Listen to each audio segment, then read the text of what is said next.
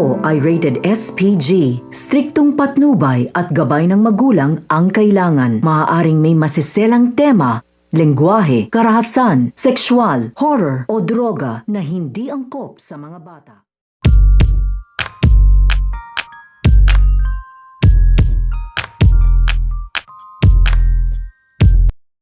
Ang biglaang pagsugod ng Tapos Agila at ni Caldo Dalisay dito nga sa San Andres dahil nabalitaan na nga nila dito na ito nga daw si Presidente Oscar ay dito nga daw nila matatagpuan sa San Andres at nanunuluyan nga daw ito sa bahay nito nga daw ni Cabastian.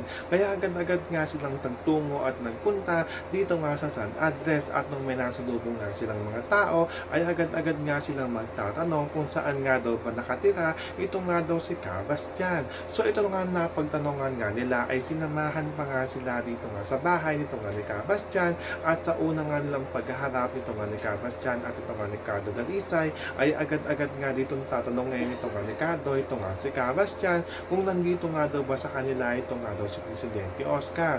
Kaya nga ito nga si Cabastian ay nagulat nga ito sa tinatanong nga sa kanya dahil hindi pa nga na dito kakilala ito nga nagtatanong nga sa kanya ay hindi nga ito agad makasagot. At ang tanong na nga lang dito nito nga ni Cabastian na kung sino nga daw ba siya at kung ano nga daw ba ang kanyang kailangan at pakay nga daw dito nga daw sa kanyang lugar.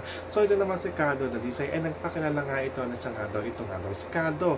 Kaya kinagulat nga dito ng gusto nito nga ni Cabastian ang kanyang nadinig na ito nga si Caldo Dalisay ang kanyang kaharap. Kaya agad-agad nga niya itong sinabihan na ito nga si Presidente Oscar ay nandito nga daw sa kanila at matagal na nga daw siyang hinahanap nito. So makakaabangan nga natin dito ang muling pagkikita nito nga ni Caldo Dalisay at ito nga ni Presidente Oscar. Yan ang ating mga pakakatutukan at pakakaabangan dito nga lang sa FPJ's ang Probinsyano.